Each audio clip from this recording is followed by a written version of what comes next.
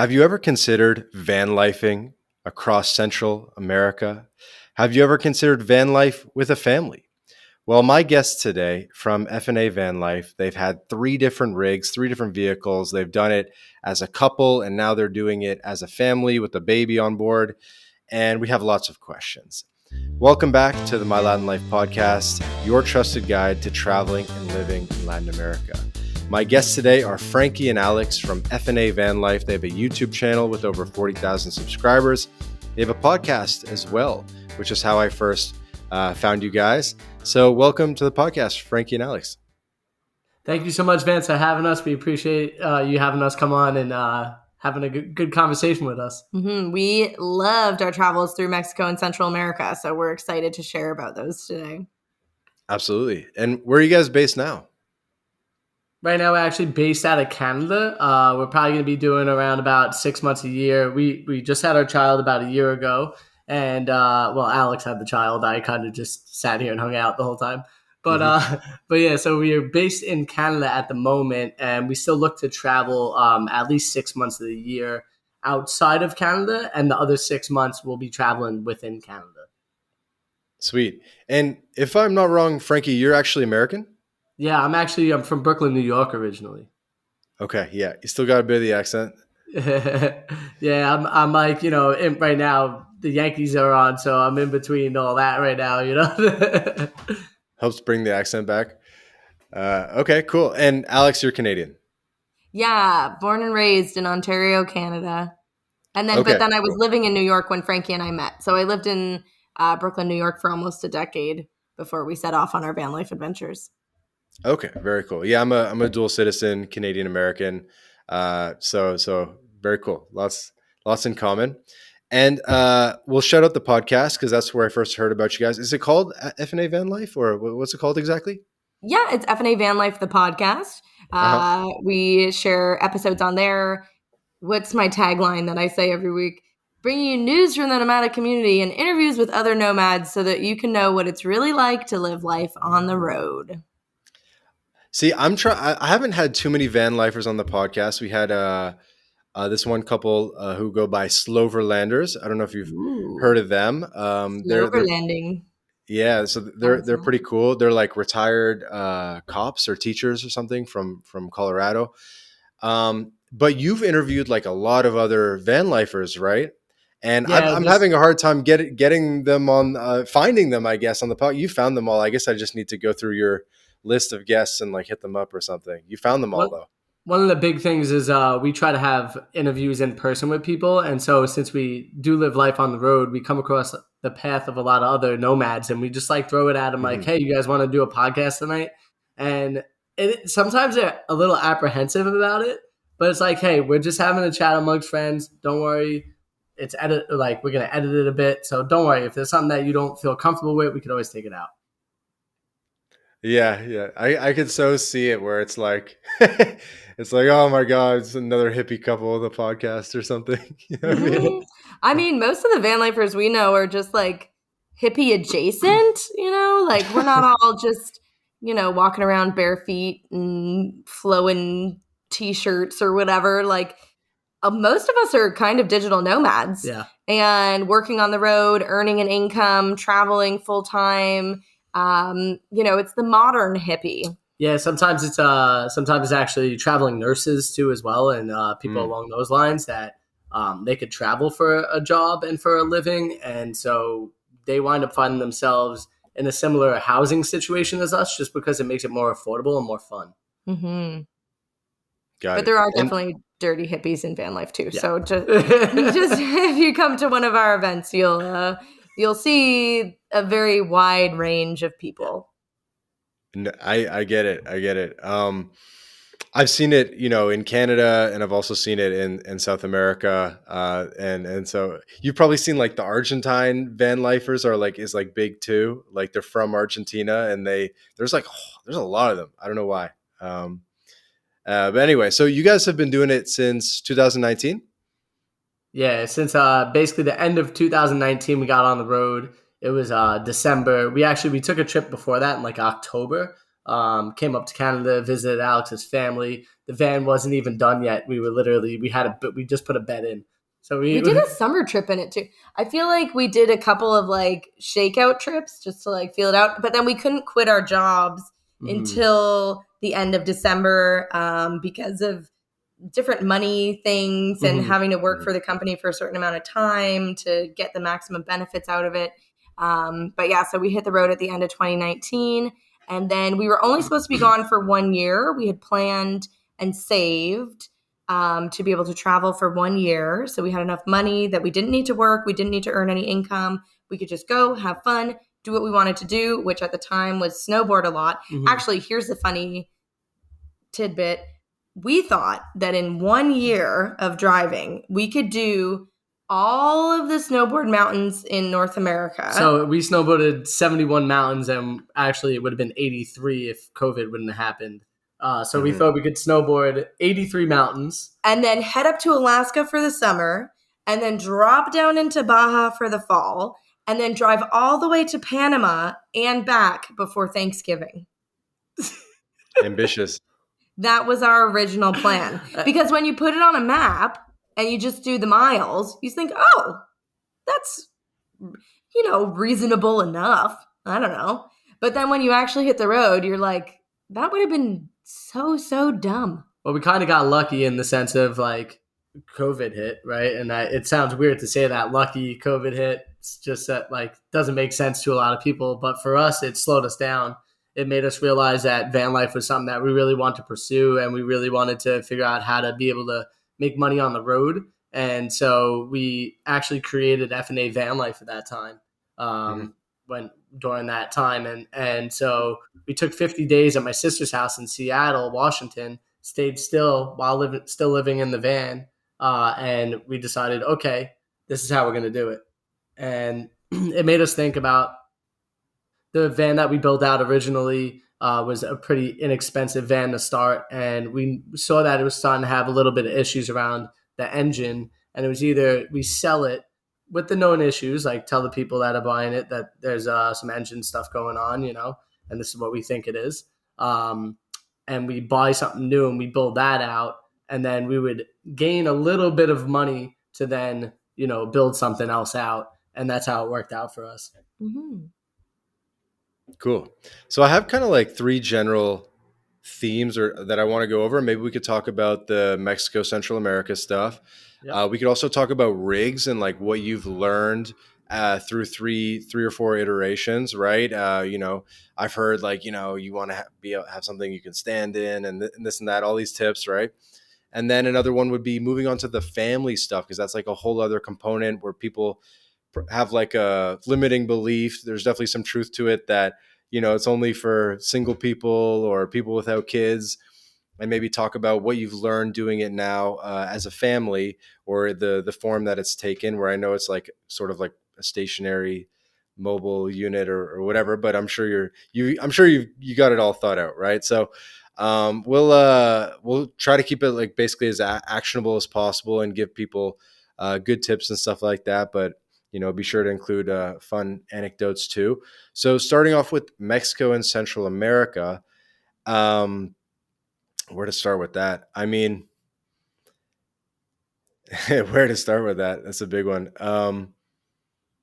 Well, first, I guess for context, how much have you done? Because you have done all the way to Panama and back or something? Or what did you do? So we did Baja California, then shipped to mainland Mexico and Mazatlan, and then we went down the coast into Nayarit, and then came up into Guadalajara, up into Mexico City, and then dropped down through the middle of the mountains, making our way back to the coast, and then from there going through Guatemala, Guatemala, El Salvador, Honduras, Nicaragua, Costa Rica, and Panama. So the only country that we missed in Central America was Belize. And then you turned the van around and brought it back. Exactly, correct. And we actually even went back through Baja because we had left some stuff at a friend's house in Southern California. So we had to get back there before we continued our journey. But our plan was never to ship to South America. I don't know why. it's expensive. It would have been about like $5,000+ for us to ship from Panama to Central America or South America. And it just was never part of our plan. We'd always planned to drive to Panama and then turn around and come back.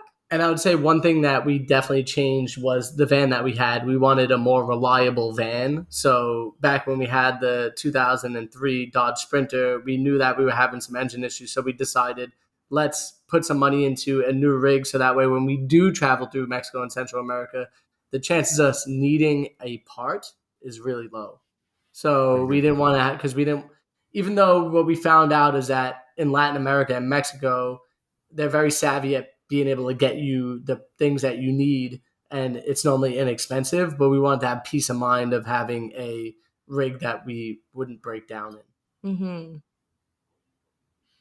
Yeah. Tell me about mechanics in Central America versus the US. You must have had some mechanical interactions in Central America. We did, yeah. I mean, you have to get your regular maintenance, so like oil changes and tire rotations and stuff like that. So I could immediately right off the rip tell you a couple that were kind of wild.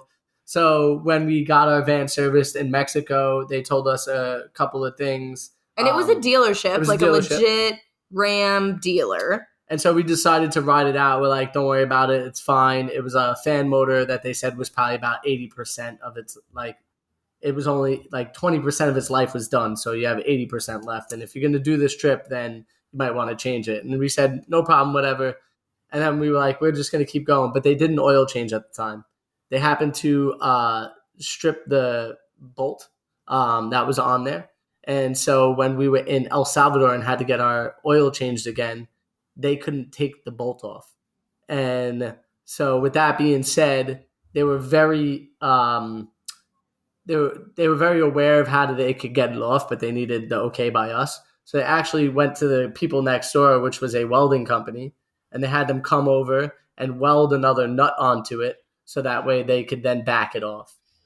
Now, it worked. It was quick. It wasn't expensive either. It was probably maybe another $30 on top of what we spent there. But the funny thing is, so in Mexico at the dealership, there was a fair bit of English. Yeah. Like we were communicating in English and like some broken Spanish and a little bit of Google Translate, and it was fine. In El Salvador, it was all Spanish. It was all Spanish. And so Frankie actually called one of his friends in New York who is fluent in Spanish, because we had a little bit by this time. Like we were learning Spanish along the way, but like not enough to have like a full conversation about like what's happening with our vehicle. So Frank got his friend on the phone. One of my old coworkers, I just hit him up. I'm like, yo, Mike, I need your help. I need you to translate for me. This is what's going on.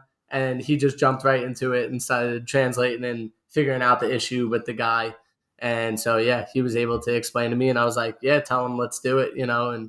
And so having the friends in the right places to talk to the people that you need was absolutely perfect for us. But it goes to show you can make it through Mexico and Central America without like a full understanding of the language. Definitely good to have some Spanish, but you certainly don't need to be fluent. And then there was a second time. This one didn't involve us, but involved some friends. And they were in El Salvador. They were doing the travel all the way down to Patagonia. And so basically we're in El Salvador and their brakes were burning up on them. And we saw them on the side of the road. And we were with a travel company. And I said to the guy, luckily it was just us and the travel company's friends. And we're like, hey, can you stop real quick? We want to make sure that our friends over there are okay. And they said, sure. And so they stopped and we asked them what was going on. And they're like, oh, we're having an issue with our brakes. And these mechanics are here, but we can't understand each other. They kind of thought the mechanics were trying to like rip them off, but they weren't. They weren't trying. It was just a miscommunication on, you know, what they needed and what they needed to do. The guys are like, they're going to take our tires off and then they won't put them. And we're like, they have to take your tires off to see what's underneath and what needs to be fixed before they can give you a price. Yeah. And they're like, oh, I thought they were just trying to like take our tires off and then leave us stranded. And we're like, no, they just don't know what to do until they have your tire off. Yeah. And then they can, is it just the rotors? Is it the rotors and the calipers? Is it, you know, like how big is the problem? And it's a vehicle that they don't normally see down there. So, you know, it's something that they have to really look at measure everything, get the right specs for it, and then get the product for it.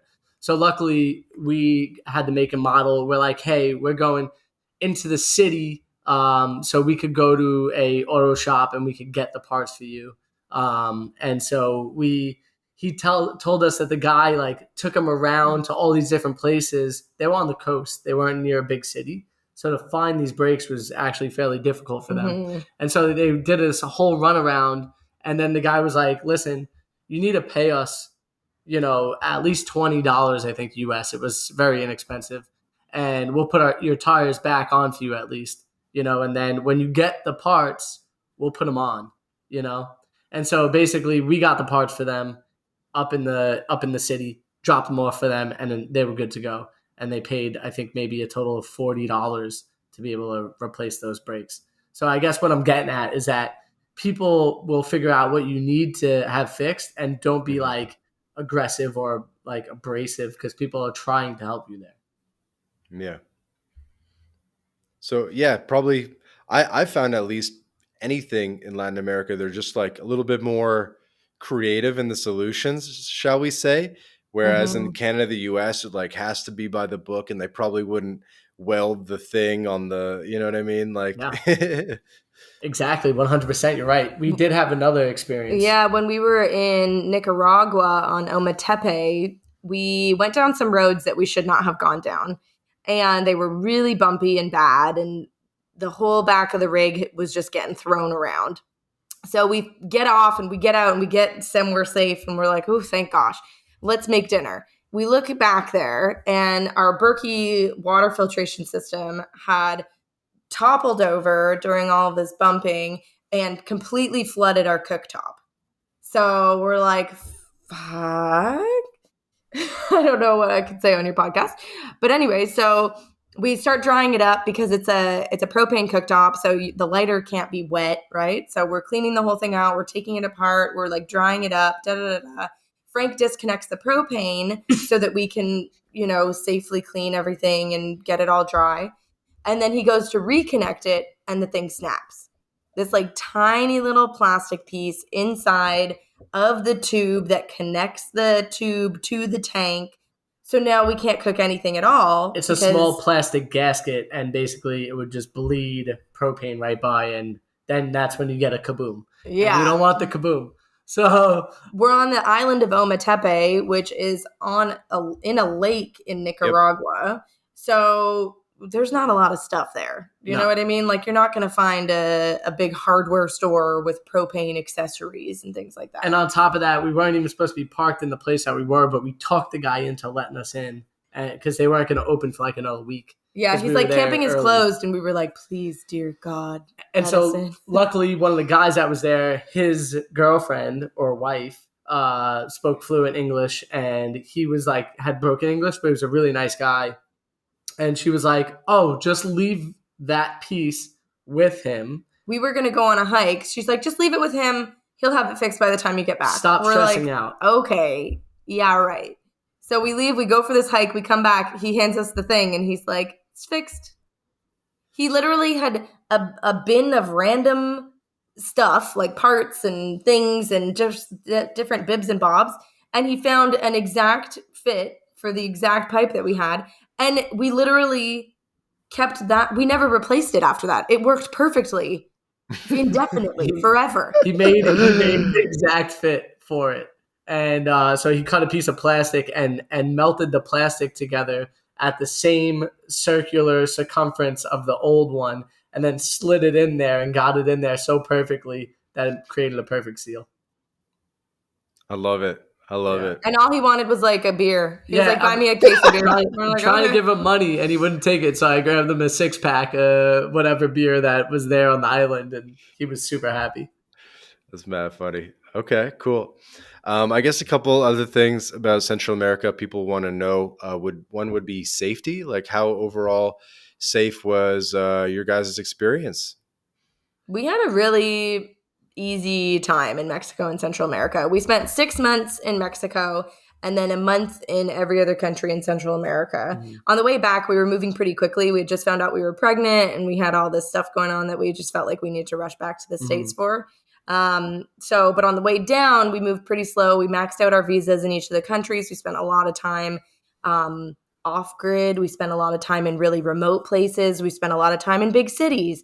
There was only one place that we felt like a little uneasy, and that was in San Blas in Nayarit. But I think that was our own mindset. It was our own mindset. Because we had just done... In Mexico. In Mexico, yeah. So okay. we had just done Baja California. And so we were nervous going into Mexico because everybody tells you to be afraid of going to Mexico. So we actually started traveling with another couple. So we figured, safety in numbers, whatever. So the two of us crossed the border together and then traveled for a little while together. And then we broke away from that. Well, after a couple of nights, like a week or so, you're kind of like, I don't think that I needed to be as worried as I was. Mm-hmm. Do you know what I mean? Like everything is normal. Everything is cool. Everything is chill. Everybody's nice. So we got a little bit more brave, and then we started traveling by ourselves. And then we got down to the bottom of Baja, and we're planning on shipping over. Mm-hmm. And then everyone was like, oh, well, you have only done Baja. Baja is not scary. Mainland Mexico.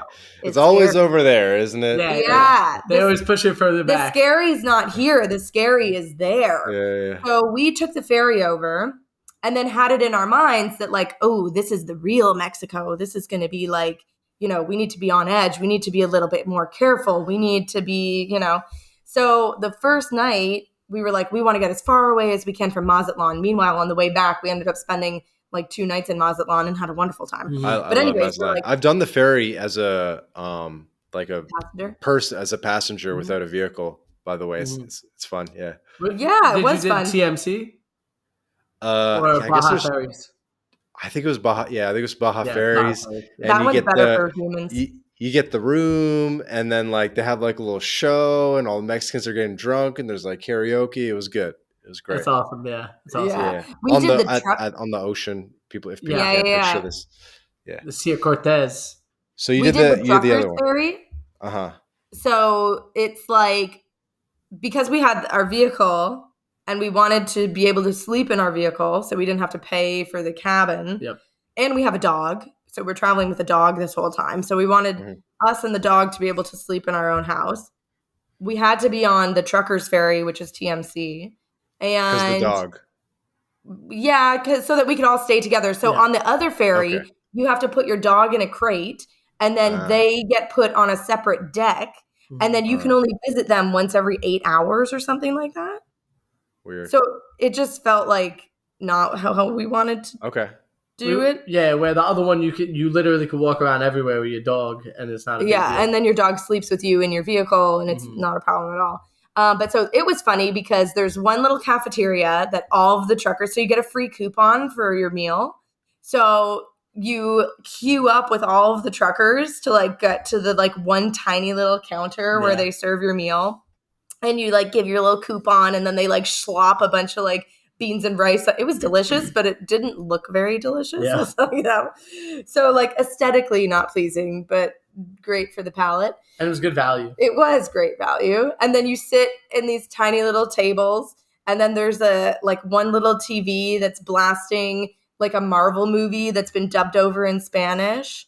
And then there's other little rooms for like movies, but everybody, as soon as they get on the ferry, I guess they know. So they run over there and they put all their stuff on the seats so that they can sleep on those seats. Mm-hmm. So we went in, we're like, oh, we'll check out the little movie theater. But like you couldn't even get in because all the seats were already claimed. Yep. Anyways, it was pretty fun. We made friends with the guy who does the traffic, and he's like the captain of the ship. Yeah, he was super cool. Yeah. Long story short, though, when we got to mainland Mexico, we were kind of worried about Mazatlan. So we like quick got out of there, and we made our way over to San Blas in Nayarit, and I went surfing there, and then I met a guy while I was surfing, and he was basically like, hey, I'm going to have this party at my house. Like, you're more than welcome to stop by. This is where the house is.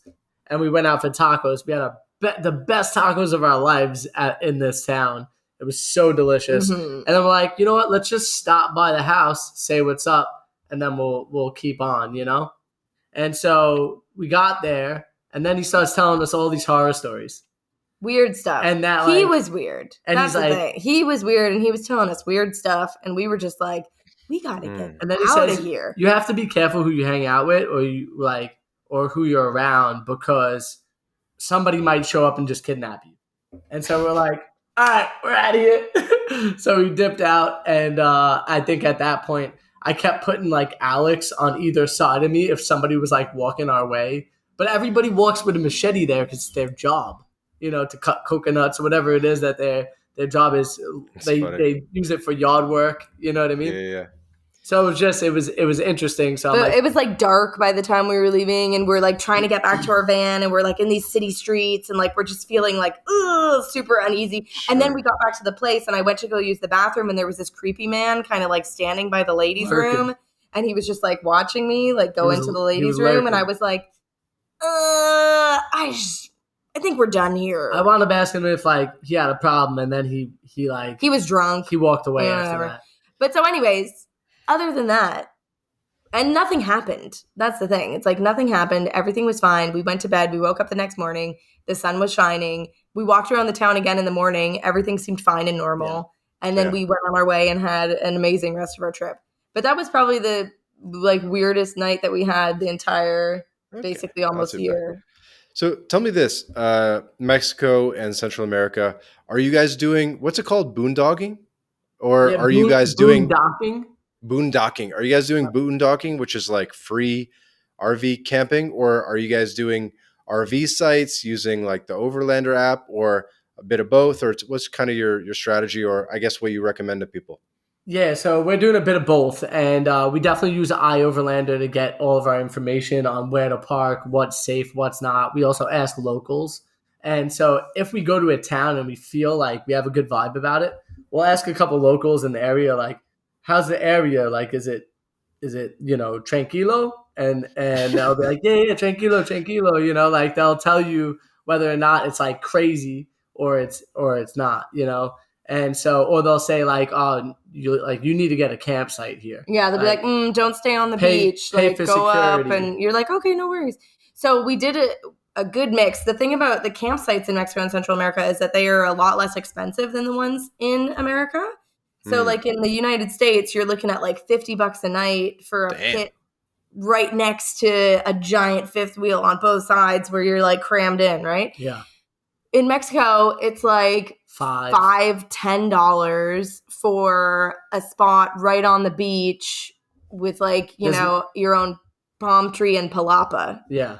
Right? So you're kind of like, okay, for $10, I'll pay that. Yeah, you know what I mean? So often the locals realize that people want to camp at the really nice places. And so they'll set up a little campground at the most nice place, which makes sense, right?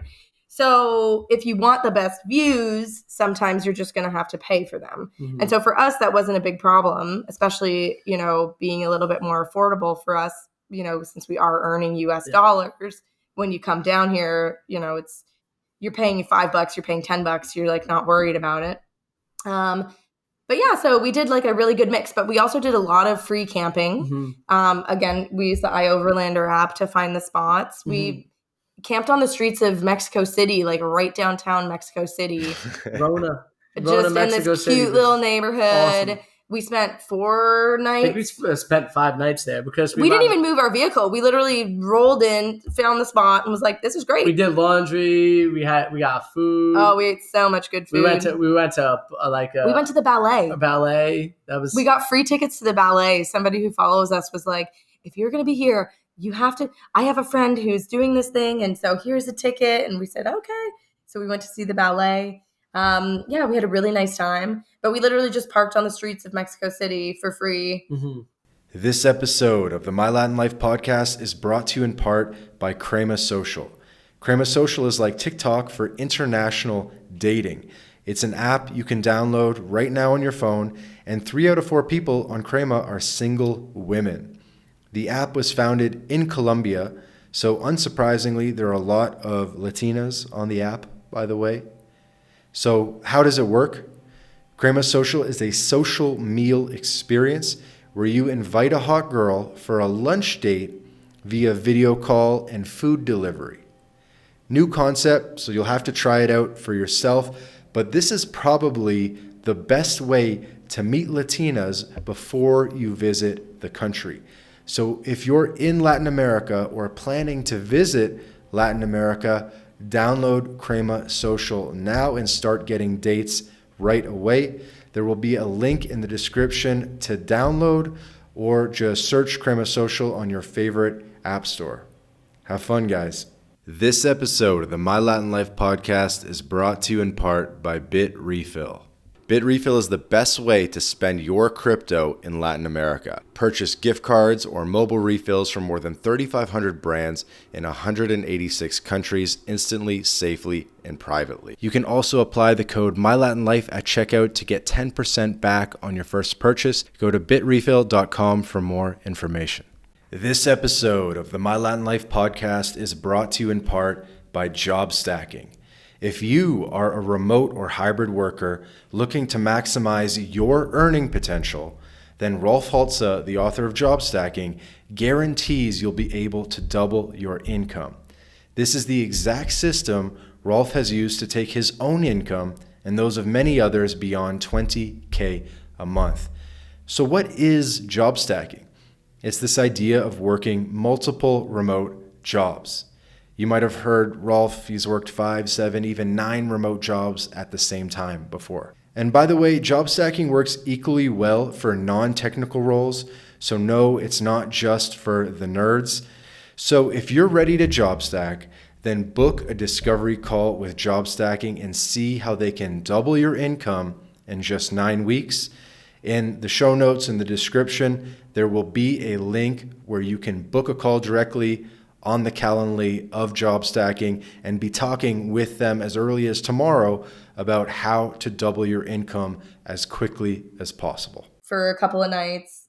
The one thing I would suggest, there, if you're going to drive through there, there's a, it's on iOverlander, I think, but you have to sign up to get a permission to be able to drive through Mexico City. That way, if you do get stopped by any cops, you can just show them this permission. It's like a tourist visa for the emission. Yeah, I think the emission stuff. Yeah, so they like circulación, something like that. Yes, exactly. So they do sell like passes and blah blah blah, but there's actually one specifically for tourists that basically just gives you like a free pass. So you sign up for it. I don't think it costs any money. No. And then you have this pass, and then if anybody gives you a hard time, you just show them that pass. We did get hosed by some police officers. We were trying to get over Mexico City to go to the Pyramid of the Sun and the Moon. Yep. And so we didn't think that we were crossing into Mexico just yet because we were Mexico going City, not been over, yeah. But so I guess we crossed into a certain district or whatever. And so we immediately got pulled over and they wanted $500 US to start. And I was like, absolutely not. And I'm looking at the thing and I said, well, technically, according to this, at 6 p.m., I can drive for free. Yeah. And he's like, yeah. And I was like, well, then I'll just sit here till 6 p.m. And he was like, oh. And I'm like, I have my house. I have a toilet. I have a kitchen. I'm good. Like, I'm not paying you $500 for this. And he was like, oh. And then he's like, well, you have to pay us something and then you can go. At the time I had COVID too. So I was like, he was feeling terrible. We were just trying to go. I told him, I'm like, I have COVID right now. Like, I'm not trying to be around. He's like, it's okay. That's the way we cleanse. That's the way we cleanse. It builds your immunity system. It's great for you. We're like, okay. Like, all right, whatever. So anyways, we're like talking. And he's like, how about $50 US? This is like an hour later. And I was like, okay, I'll give you $50 US to just like get out of here and be done. And then he pulls up a credit card swiping machine on his, and he's like, let's go. And I'm like, all right, whatever. So I swiped. I was actually convinced that they were just going to steal my credit card information and then I was going to have to cancel my credit card and blah, blah, blah, blah. But no, it was just the $50 charge. That was it. He gave us a little Post-it note where he wrote in pen a bunch of numbers and letters that made no gibberish at all and handed it to us. He said, if anybody else gives you a hard time, you show them this, they'll let you go. And then we were on our way and nobody stopped us after that. Yeah. Wild. Yeah. But then after that, we were like, okay, we're definitely getting this tourist pass because we do not want to make that mistake again. That's a good tip. I haven't actually heard that. That's a very good tip. Mhm. We did. Okay, this is so this isn't a safety security thing, but we did get stopped by the police in every single country Mhm. at least once. Most of the time, they just want to see your paperwork. So make sure that you have a folder that has, because when you come into the country, when you're crossing the border, you're going to get The something for your insurance. vehicle, something for your dog, and Mhm. something for you as humans. So there's a lot of paper. It's all paper. It's really kind of like a lot. So we always kept a file folder somewhere kind of handy that had all of this paperwork. And copies of them. And then when we would get it, when we would go to the next country, we would say we had like a vehicle import paper. We would make a couple photocopies of it at Yep. like a random tienda or whatever, couple of cents. You get a couple photocopies. They normally For have, like, oh, sorry. They normally have them right at the border where you can get photocopies. Yeah, so you have a couple. And then what you try to do is to always give the officials copies of everything. So you don't want to give them your real insurance. You want to give them a copy of your insurance, a copy of your license, a copy of your passport. And here's the reason why. The reason why is because we were in Nicaragua and I gave the guy a copy and he's like, no, I want your real one. And I'm like, no, here's a copy. I'm holding on to my real one. And then finally I said, you know what? Here's my real one, because it had been a while. It's been a while. I'm like, here's my real one. So he takes it and he goes, okay, now you got to go to the bank and you got to pay me. Then I'll give you your license back. And I said, no, you're going to write me a ticket and I'm going to take that ticket to the police station and I'm going to pay it at the police station. And he said, but the police station's in Managua. It's like an hour away. We said, oh, we're driving to Managua. We're on our way to Managua right now, actually. So we'll just go pay that ticket right today. And he was like, oh. And so he gave me back my license. And he didn't give us a ticket or anything. He was just trying to get a little shakedown. Some money, fine, you know? Whatever. Yeah. But so if you just give them the piece of paper, if they steal your piece of paper, who cares? Mm-hmm. You still have your driver's license. It's not a big deal. Now, if it's the military and they ask you for something, you kind of got to give it to them. But the military are the people that you could trust. So, you know, it's a difference of like... You can trust the police officers too. It just seemed like they were trying to, you know, get a little sweet out of the deal, you know? But relatively few incidents, it sounds like. Yeah, very going there and back, only a couple incidents. Yeah, and like... Most of the time it's fun. Like most of the time they just want to see what the inside of the rig looks like. They're like, can we see? You open the door. They're like, ooh, this is nice. You're like, thank you. They want to see your paperwork. We actually have some friends, unfortunately. When they came into Mexico, there's certain areas where you don't need a tip, a temporary vehicle import, temporary import permit, something like that. Right. So they didn't get a tip because they weren't planning. They only went to Baja previous to this, and in Baja, you don't need a tip. Right, but if you're going to mainland, but they were on, okay, anyways, there's a section where you can get to the Yucatan Peninsula without a tip. Is there? Yeah. Oh, okay. So they didn't get the tip. But then on their way back, someone had told them that this one road that they took for the way in there was no longer passable, so they should take this different highway. Unfortunately, the different highway went into the tip zone where you need your temporary import vehicle, whatever. The tip paperwork. Mm-hmm. So they were on the highway that requires a tip. They got pulled over by the police. They did not have a tip. They got their vehicle impounded, and they will likely never see it again. And that's a $100,000 vehicle because of the build and everything that they've done to it. So paperwork is very important. Yes. And making sure that you have the right documents to be, and it's not hard to get them. Like, you just have to make sure that you get them and you have them and you have copies of them, because shit like that happens. Because literally not get the vehicle back. Can't get the vehicle back. They've tried. They got lawyers. They've tried. They've taken several trips there, and they still haven't had the ability to get it back. Because the other thing is, everything is paper, and nothing moves very quickly. So if you're every day that we were crossing a border, we knew to just write that day off, right? You're going to wake up, you're going to eat a hearty breakfast because you don't know when you're going to get to eat again, because you are going to be in lines and like dealing with this, dealing with that, getting this paperwork, going to get a copy of it, going back to this guy, going to this guy, paying him $5, going over. Like, the day at the border is just, I don't want to say it's a nightmare, but it's you just have to be prepared to just like you gotta be on point. The way south, it was basically like 2 hours per border, except for Nicaragua. Nicaragua was like 4 to 6 hours because it's really difficult to get in and out of Nicaragua. It's just like it takes a while, and you have to fill out paperwork before you enter the country and before you leave the country, and vice versa.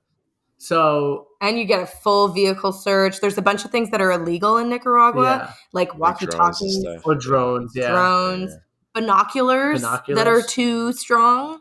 And these are as people coming into their country. If you are from the country, they're legal, but it's only if you're not from the country that they're not legal.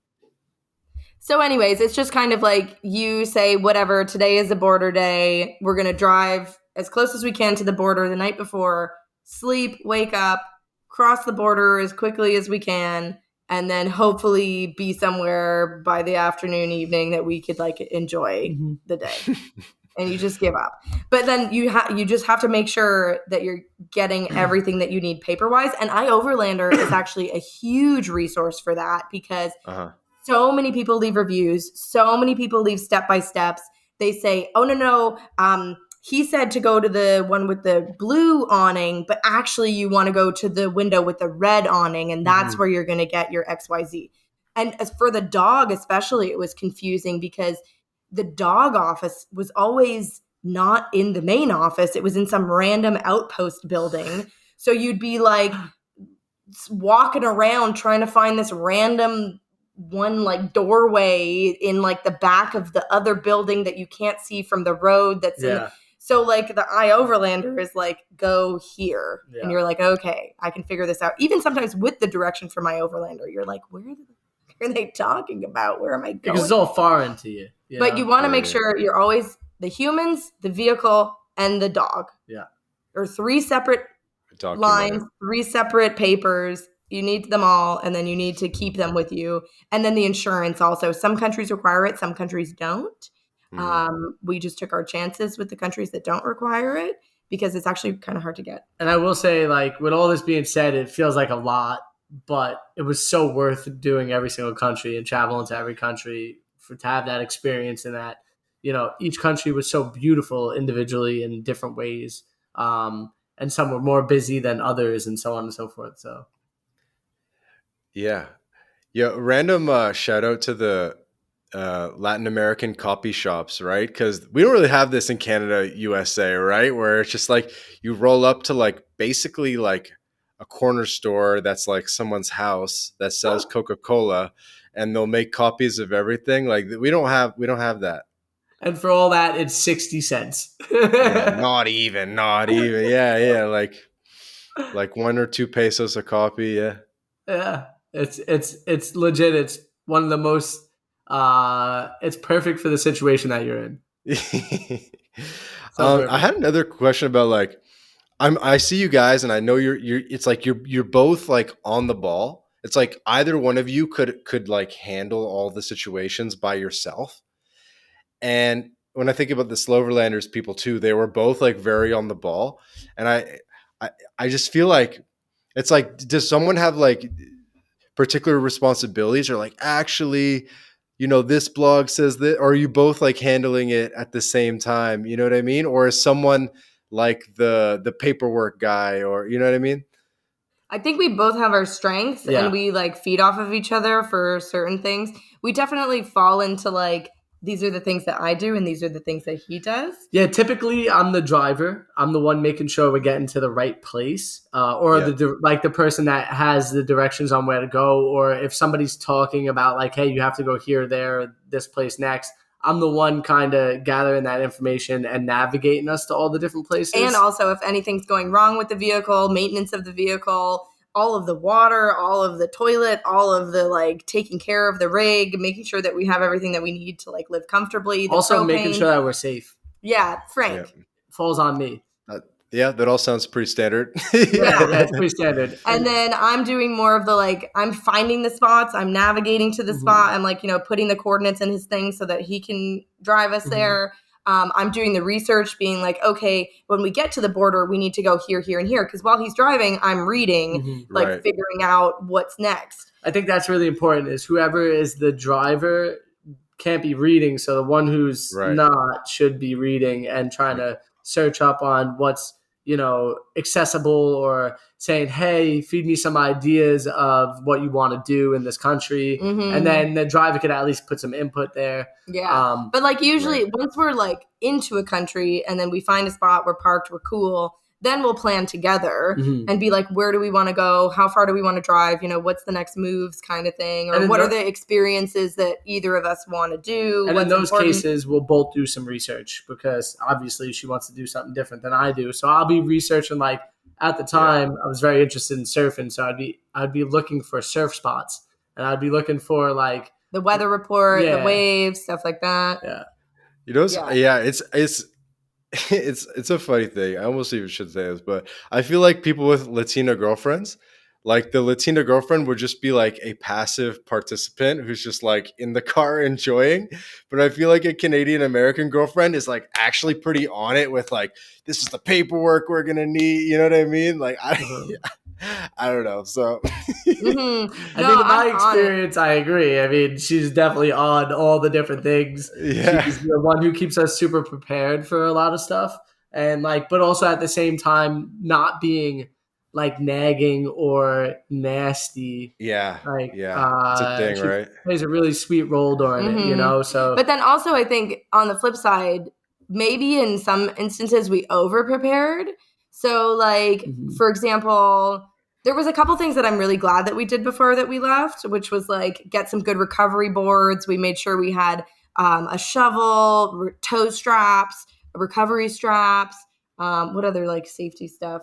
First aid kit. Air pumps, just stuff that we could air down our tires and then air back up like a small compressor. Yeah, so like things for the vehicle. So like if we did get stuck, if we did have trouble, we would have that.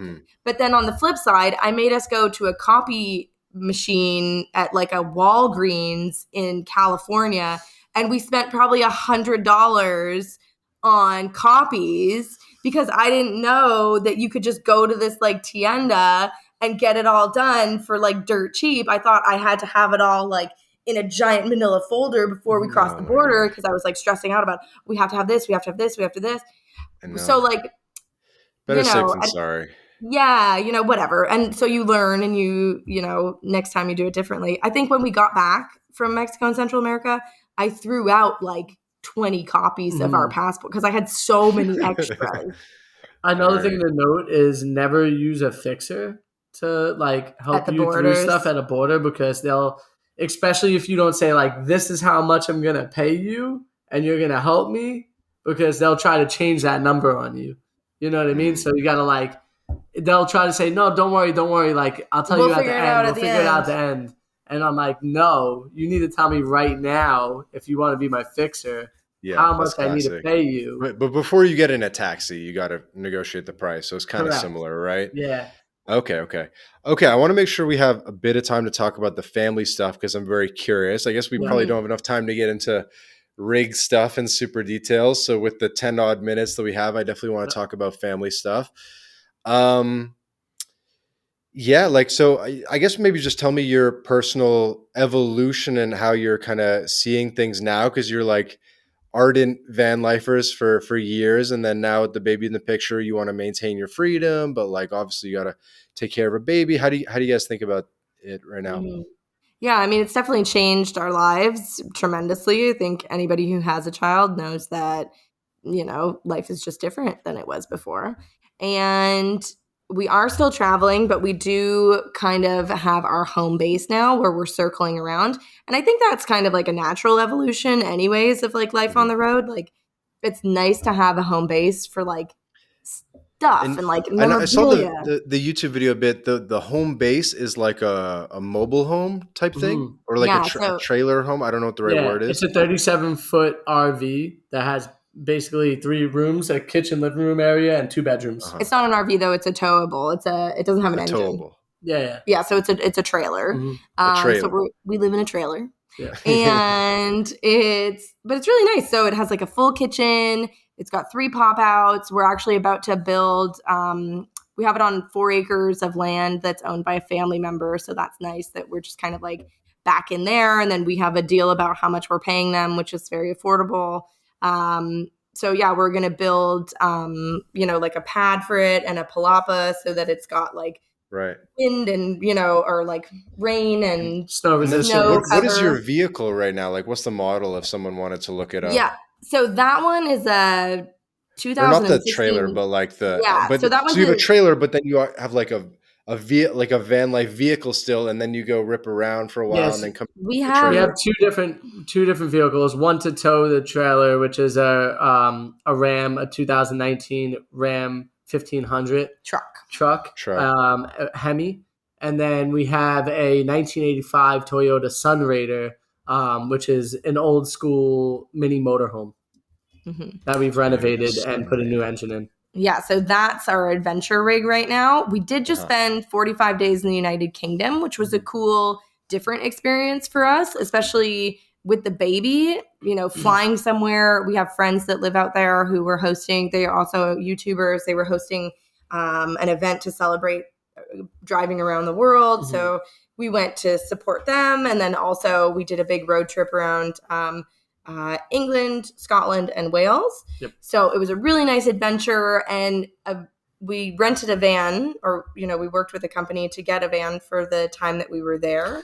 So that was really cool to actually be in like a van, like a Sprinter van, for this trip around the UK. I think one of the things we realized is that we could definitely easily do this with the baby, and it actually felt more comfortable to be back in a tiny space rather than having something so big. So yeah, just getting back into that tiny space area and seeing how we could do it with the baby, and the fact that it felt really comfortable opened up our eyes in the sense of like, okay, we could do this as a family.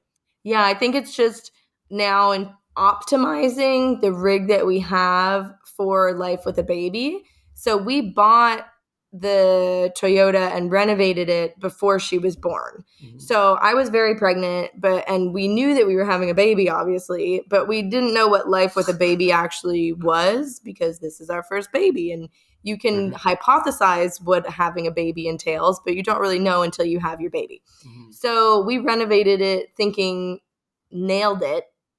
And then now that we have our child, we're like, oh, actually, we need to do some renovations again to like really optimize it for like her sleeping and things like that. So we're going to do a couple of aesthetic and like, comfortability things.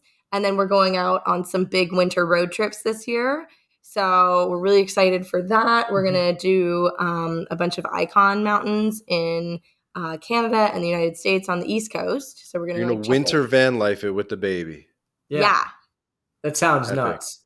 Yeah. No. I'm not even worried about it, honestly. Like, I'm not worried about it at all.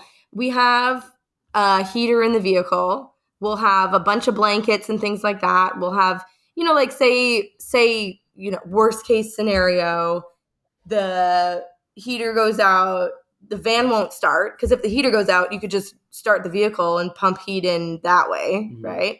So say that doesn't work, that we're just stranded. We don't have anything. I mean, we have, we could just call and get towed somewhere, right? So that's your first option. Second option, just bundle the heck up. You have all of your blankets, you have all of your snowsuits, you have your boots, you have everything. You could literally like light some candles, turn on the cooktop. Third option is you get a hotel. Yeah. You say, you know what? It's too freaking cold. It is what it is. We have a baby. We got to think about her first. And we just get a hotel room. So tell me this self-interested question. So obviously I do a lot of phone calls. I do a lot of podcasts. How would I do that with a baby in a van, like where I kind of need quiet and the baby's crying, so I'd have to like create some separation? Any ideas for that? You don't? You don't. Well, here's the thing. Normally what tends to happen is your baby gets used to you talking while they're sleeping. And so they don't wake up as much. So for example, in the vehicle that we just had, it was a bunk bed situation, but there was no like door closing her bunk, right? So she was in the lower bunk, so she could literally just walk out of it, which was fine. And we would sometimes open the cabinet door to block the light from going in there. This is a bad design. Do you know what I mean? Like we would design it differently. But anyways, she goes to bed at 7 p.m. We don't go to bed at 7 p.m. You know what I mean? We're still like cooking our dinner. We're still like bopping around the house. We're talking to each other. Like we're not hosting a party. No, but we were at a festival and there's like movement, and the baby like would wake up if they weren't used to it. No, she just sleeps. I don't know. Yeah, I mean, occasionally she might wake up a little bit. You go in, you say you're okay, and she goes back to sleep. One of the things that happened, the heat went out actually, and it was getting cold out at night. So I was trying to fix it, and there was literally like 3 other guys in the rig all trying to fix the heater. The back doors were open. The side door was open. She slept through it all. There's people in and out. They're talking. The cold air is blasting through. We're like, this is not. I was like, ooh. But then she just slept through the whole thing. Yeah. Oh, yeah. Yeah. In Mexico, I'll see babies at like a reggaeton concert just like sleeping. Yeah. I mean, you'll see them on a motorbike with 5 other people. Sleeping. But like, I don't even know because I just do so many calls. You know what I mean? Like I do calls for work, not just the podcast. Like I'm on the phone like all day, every day, asking for money, trying to make shit happen. I got an idea. What do we do for that? Well, Any ideas? Sometimes your baby's going to make noise, and hopefully the people on the other line understand that you have a baby sometimes. And if your partner is there also, they can take care of the baby too, or like go for a walk with the baby or do something with the baby if you have a call that like needs to be dead silent. I have an idea. You could go for a walk and have the call outside, especially if you're somewhere nice and warm. You get a van. Starlink. Yeah. You get a van, a tow hitch, a small trailer. You build a small office in the trailer, and you tow the trailer behind, and then you have your space. A towed office in the back. A towed office, a small office that is your getaway for when you have to do your calls and your podcast. And actually, that would create excellent sound conditions for your podcast. Oh yeah, the van is the best sound box. There's no reverberation because there's so much stuff in there. Yeah.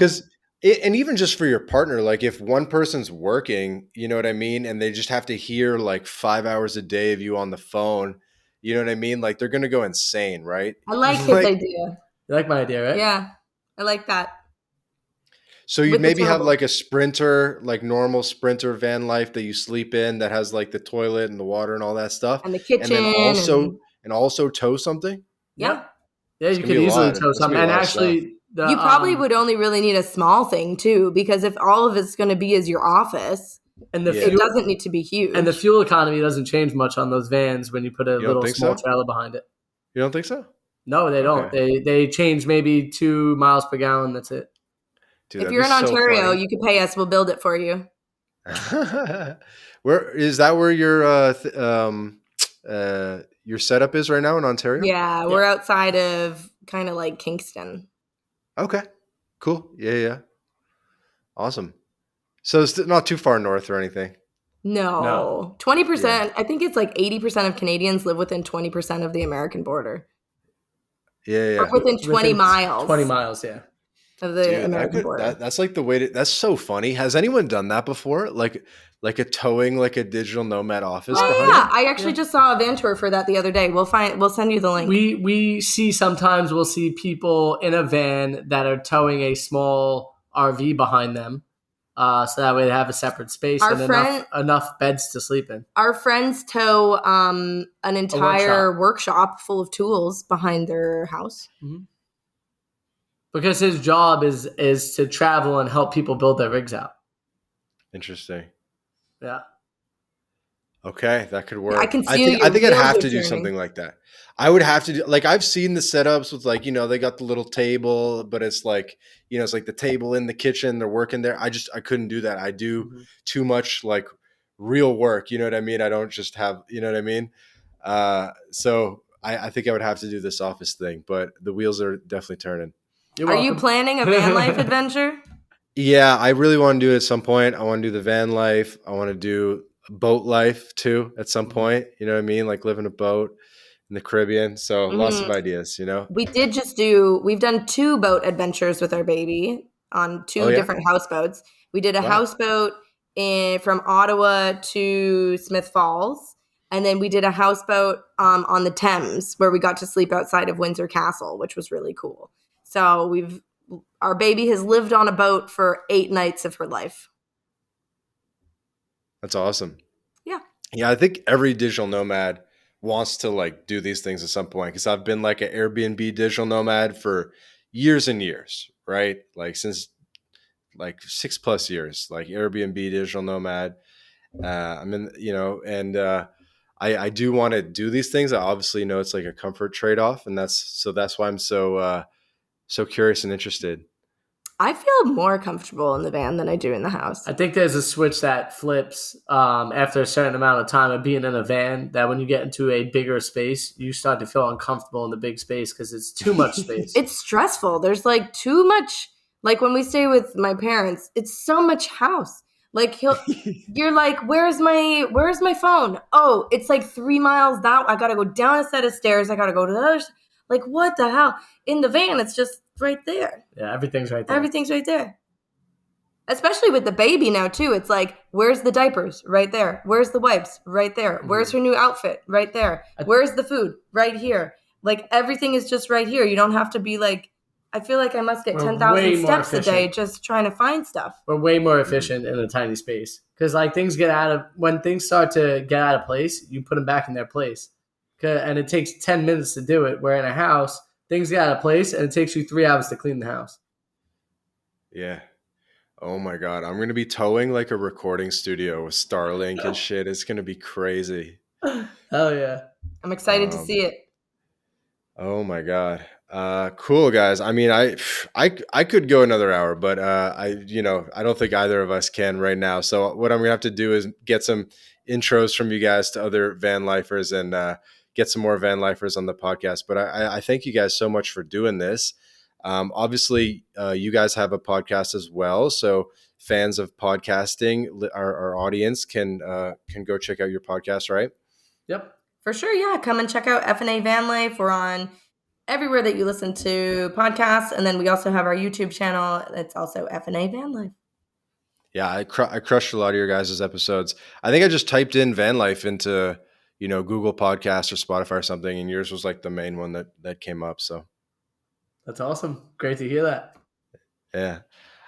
Any kind of final message or where people can find you type stuff to share with the audience? Yeah, I mean, you could literally just type in FnA Van Life on Google or FNAVanLife.com. You can find all of our stuff there. And I think the final message that I would leave you guys with is, start doing. Just like if there's something that you want to do in life, just get at it, go after it. You'll figure it out as you go. You can only do so much planning. Life will unfold itself in front of you as you're doing it. It is good to have a little bit of a plan, but you won't really know until you're in it on what you need. And then you can reassess at that point. Ready, fire, aim. Get ready. Do the thing. Then figure out what you did wrong. Fix it.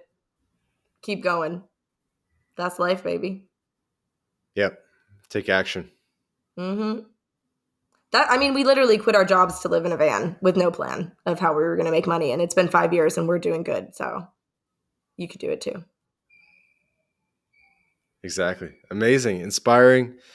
People can check out your YouTube, all that good stuff. I'll link it in the show notes in the description. And thanks again to Frankie and Alex from FnA Van Life. Much appreciated. This has been another episode of the My Latin Life podcast.